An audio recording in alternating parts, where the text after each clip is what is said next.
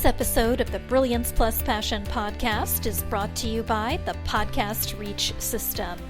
Are you ready to exponentially reach more profitable customers? Launching and hosting your own show is your proven best solution for networking, client attraction, and establishing your celebrity expert brand. Visit www.podcastreachsystem.com and claim your rightful place as the leading star of your industry so you make a difference for your community, market, and audience.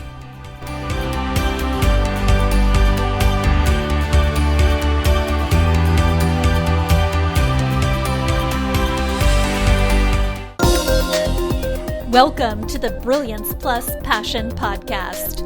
Join us as we celebrate entrepreneurs, business creators, and brilliant minds who reveal what they are doing to make the world a better place by being part of it. Be sure to visit our website at www.brilliancepluspassion.com. While you're there, subscribe to us via your favorite network. Now sit back, lean in, tune in, get your notepad and 2 pens ready, and let's get started.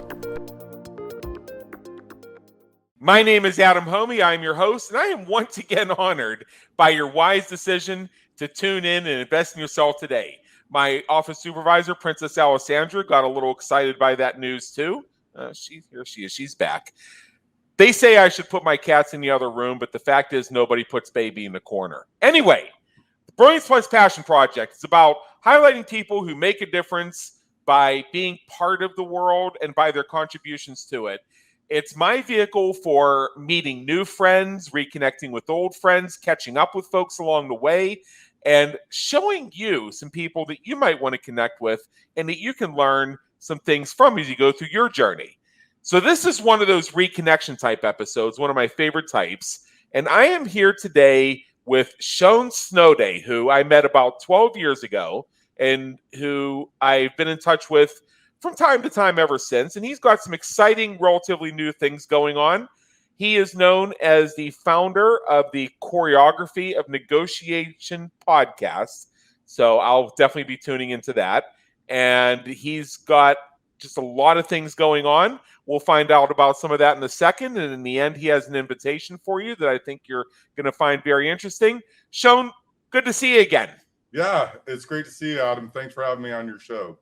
All right, so let's zip through the questions that we have at hand, and then I have a feeling we're going to be going off on a couple interesting pathways in our very compressed time together here, so I want to leave room for that.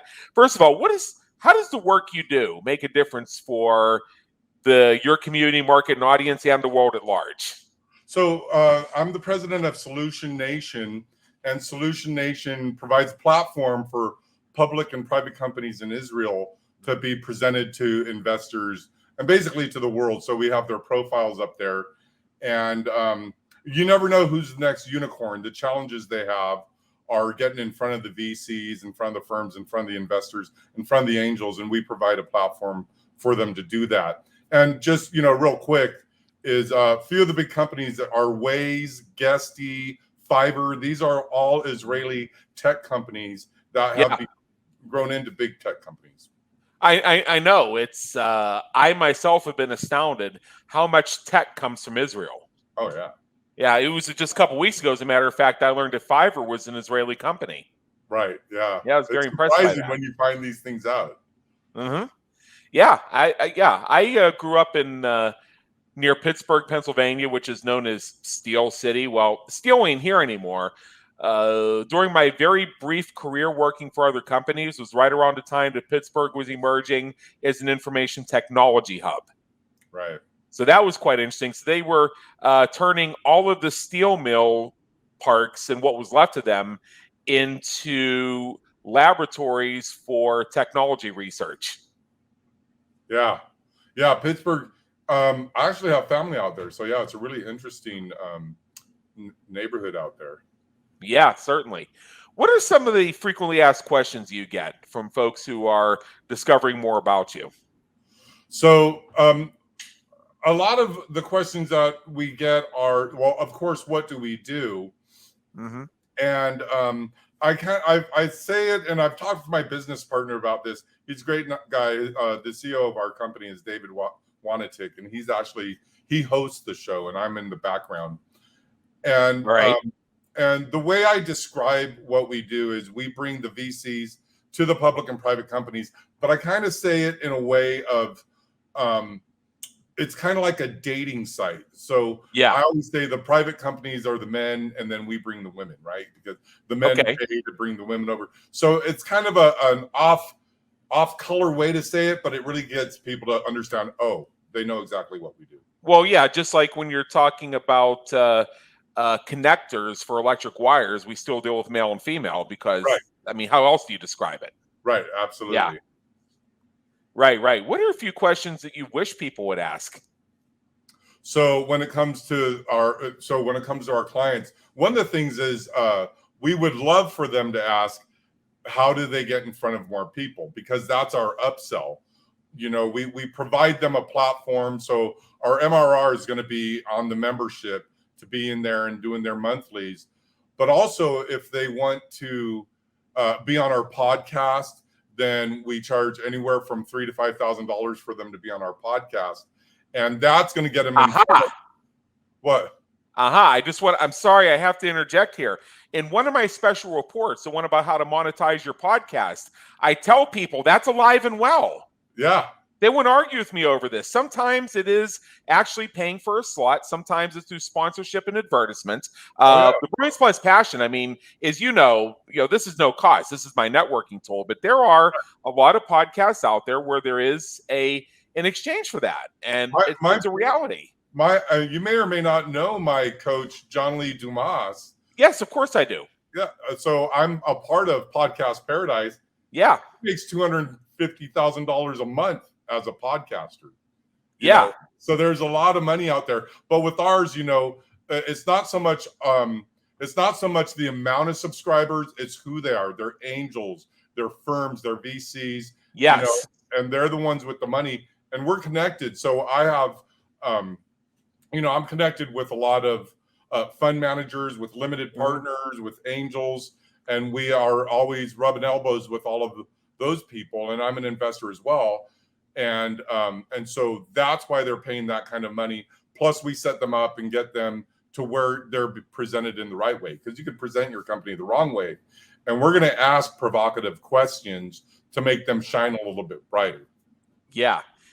See, that right there, and that's the word of caution I put in that same guide, is it's one thing to say, pay me, but there are other things you have to have in place. And it's not necessarily do you have a volume of listeners and subscribers. What's most important is who they are. Because when it comes down to it, using your analogy, and I think your model is brilliant, by the way, using your analogy, let's say you have a VC who's being interviewed on your podcast. Right. There is, as far as you and your partner, the hosts, are concerned, the most important listener is your guest. Right. Now, for the guest, the most important listener is that one person who's tuning in, who says, yes, I'm interested. Right, absolutely. Because your show is about creating that connection between the VC and the innovator.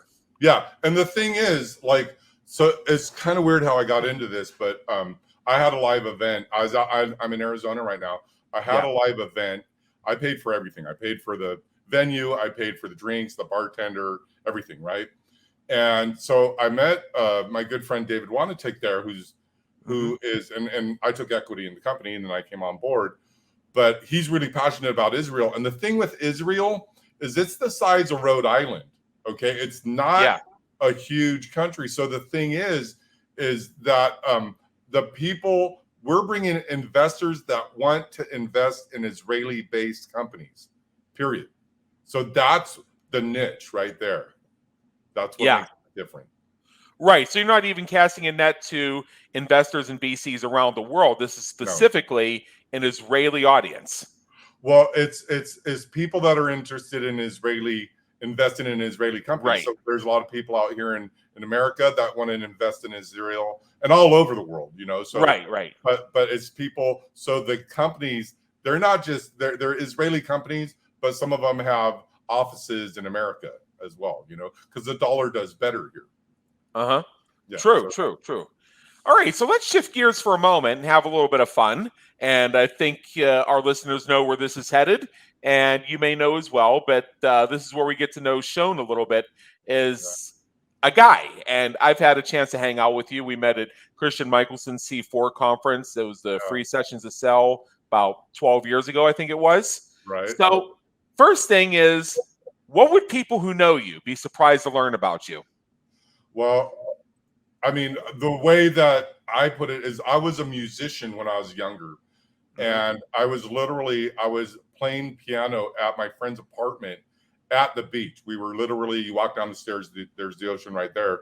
And there's a boardwalk. This guy walks by and he just walks up the apartment and he goes, I wanted to see who was playing. And the guy's name is Matt Fry. It was Glenn Fry's little brother. Yeah. So he had all these gigs booked already, and this band opened for like Pat Travers, but I also jammed with, I had a band when I was a kid where we had Shaka Khan's husband. We had people from Graham Central Station and Billy Preston, who obviously played with the Beatles. So I was playing with these big players. And the funny thing about it is I had the look and the attitude. So back in the 80s, it wasn't really how good you were. It was how you looked.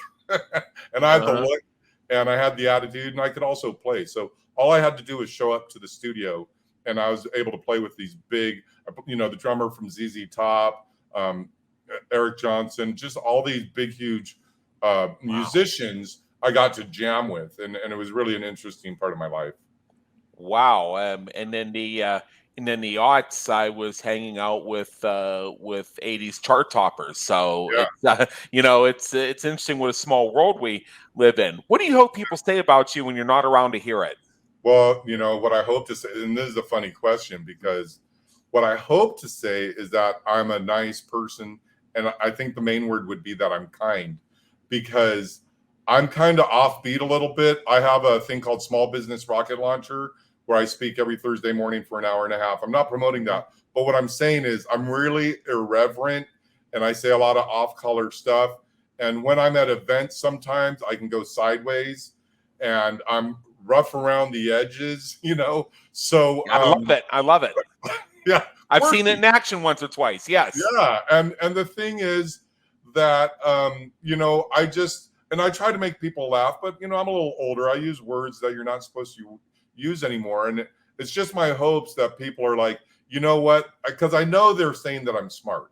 And I know that they're saying that I'm great at what I do. But I'm just hoping that they're saying that I'm kind and loving. That's like what I really want to leave. That's fantastic. Yeah. If you could go back in time and change one thing you've done, one thing you've happened, one thing you've experienced, what would it be and why? So I have a website. It's no longer mine. I sold it. It's called Daily Wall Street. I'm thinking of buying it back. Okay. But when we were doing that, I was working with penny stocks. And if you know anything about penny stocks, this is back in 2004. There's a lot of people that, you don't want to engage with. And I didn't really know. And a matter of fact, everybody was going out and buying Ferraris and Maseratis. And I bought my Mercedes cash, boom, right? And and I didn't really know what was going on, because in the beginning, it's just like Wolf of Wall Street. I actually worked with Jordan Belfort. It's literally like you're just seeing all these shiny items and all this big money. But then when you kind of they open up their kimono and you get to see what's going on, I backed out. I said, I want nothing to do with that. I washed my hands. I walked away. And if I could do anything different, it would be have the awareness to see that faster, and then realize that, because I was young when this all happened, to realize that happiness is not contingent on how much money you make, but the content of your character and the way you carry yourself and the message you bring. Absolutely. I could not agree with that more. And the next question I have is, what famous person, alive or dead, would you like to meet? And what questions would you ask them if you had the opportunity? So this one is obviously, for me, it's Arnold Schwarzenegger, the man. Okay. And I actually was at Trafficking Conversions where he spoke. And since I'm a partner with those guys and with Roland and everyone, I got to go backstage and listen to all this stuff.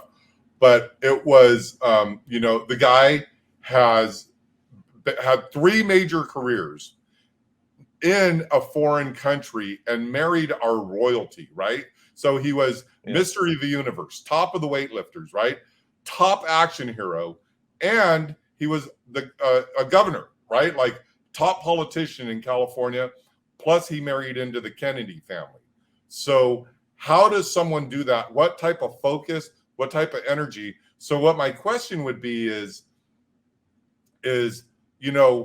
how do you develop and maintain relationships, business and personal? Because you know what happened in his personal life, but in his business life, how do you maintain that business and then how do you shift it to another totally different, model and a whole nother industry? So I just find him fascinating. Yeah, well, that's great. I mean, and you do bring out a side of Schwarzenegger that is right in front of us, but we don't often think about that, is the fact that he did achieve so many different things. We sometimes forget what they are. Many folks don't know that he was actually an entrepreneur before he became a bodybuilder, before he became an actor. Yeah. What was he doing? I believe it was something involved with construction, if I remember correctly. Yeah. Oh yeah, I think. But he wasn't an actor who then became a businessman. It was the other way around. Yeah, and you know what's something really funny about him? This is a funny story, and he wouldn't mind it being said. But when he was in Austria, and he was a little boy, well, like a pre-teenager, he knew that he wanted to be a bodybuilder. So you got to picture this: you're 12, 13, 14 years old, and you have all these pictures in your bedroom of muscle men in little underwear. And his parents are like, what's going on with Arnold? And his vision was, I want to look like that, not I want to cuddle with that. But his parents didn't know. And he became, top bodybuilder in the world. Yeah. Okay. So I have a quick, and this is anecdotal, so I don't know how factual this is, but it's a story that I've heard somebody tell about Schwarzenegger in the gym. And this is somebody who knew him. So Schwarzenegger's there, he's working out, he's pumping iron or whatever he was doing. And 3 times his buddy goes up to him and tries to make conversation, and Schwarzenegger just blows him off. One time he walks up and says, hey, Arnie. And Arnie just gets off the machine and walks past him and actually bumps him in the shoulder and doesn't even acknowledge the fact that he just bumped the dude. So he's thinking, what have I done to piss Arnold off? So later he's in the locker room and Arnold comes up to him. It's like, hey, buddy, how you doing, man? Throws his arm around him and everything else. It's like, I thought you were pissed at me. It's like, what? Well, I walked up to you 3 times, and this one time you kind of shoved me. Like, oh, well, I was thinking about how to make my next million. Yeah. So what he was saying is, I was so dialed in to figuring out my next $1 million. I literally did not see you there. It was nothing personal. Yeah, it's focused. I have a financial coach, and he's in the top 2%, and he's in the 2%, right? And he goes, Shoan, you know what I always thought about when I was in the 2%? I go, what? He goes, how do I get to the 1%? Yeah. All right. So a couple of things. We're pretty close to wrapping up here, but 2 more questions and an invitation. What, Shoan, motivates and inspires you to keep going when you're having a tough time or facing a challenge? It's going to be family, and it's going to just be the people in my life that, I have a lot of people that are championing me in the background. There's no one really saying. Now, there was a time when people were saying, why are you doing that? Back, I'm an Infusionsoft partner. I'm a digital marketer partner. I used to always say to my mom, I don't know what I'm doing. I'm just doing it, right? If you're an entrepreneur, that totally makes sense. But if you have someone that wants you to go into aerospace and have the same job for 30 years and get a pension. But aside from that, everyone else in my life really is there for me. They listen to me and they say I can do it. Mostly the women in my life. I've always, I just want to say one thing is there's a thing in Think and Grow Rich called sexual transmutation. And a lot of people are like, ooh, the word sex. But what it really means is if you have the right partner in your life, you're going to transmute that sexual relationship into money. And the way I explained that is, Donald Trump with Ivana, or it was Ivana or Ivanka, whatever her name was. Ivana was the wife. Ivanka was the daughter. Yeah. So Donald Trump with Ivana, and then Donald Trump with Marla Maples, right? Yeah. Bankrupt, right? It's just, and then he had to find someone where he can transmute that energy again. So I get a lot of my which is why they've called Melania the replacement of Ivana. They're very similar to each other. Yeah. Not only in background as far as like where they come from, but also in terms of some of the things they did. Right. Ivana was an athlete who did some modeling, and Melania was a model who did a little bit of athletics. Right. And this is where I don't tell the joke. Yeah, exactly. Because I want people to know I'm kind and loving and not irreverent. Exactly. Okay, so Shoan, that's great. Now, what I'm going to do here is I'm going to share the gift you have for our audience in just a second. But before we do that, other than going to get your gift, what is one action that you would recommend that our listeners take as soon as they finish streaming this in the next minute or so? Well, I'm going to say what I say to everyone on all my talks, and even to you, and I'm saying this even to myself, is get on the phone and call that person. Right now, if you go in your head and think top of mind, there's someone that is waiting for your phone call. And I'm not saying someone that you love or I'm saying someone that is ready to write the check. They have their credit card ready. They have been following you. They love you. They trust you. They adore you. They want you to be their coach. They want to be your client. And you know who it is. And we all have this anxiety and fear of, I don't want to call them. They're going to say no. They're not going to say no. So right at the end of this podcast, pick up that phone, call that person. Call somebody, yeah. And just make it happen. Yeah, let me just build on that for 1 second. Folks get so concerned about, what if I send too many emails and somebody unsubscribes and they're going to send me a nasty letter about how I send too many emails. Somebody who's spending an hour and a half trying to repel you has an issue that is not yours to solve at this time. However, the folks that are going to invest in you are watching you quietly. The only thing you could possibly do wrong is not send them enough emails. Right. And sometimes that phone call, that outreach, and in this day and age, maybe it's that direct message or that text, because there are some folks who don't even have phones for voice anymore, believe it or not, is the thing that says, I've been following Shoan for a year now. He's in my DMs. He's on my phone. Yeah. Oh, I've been wanting to speak with him so bad. I'm ready to hire him.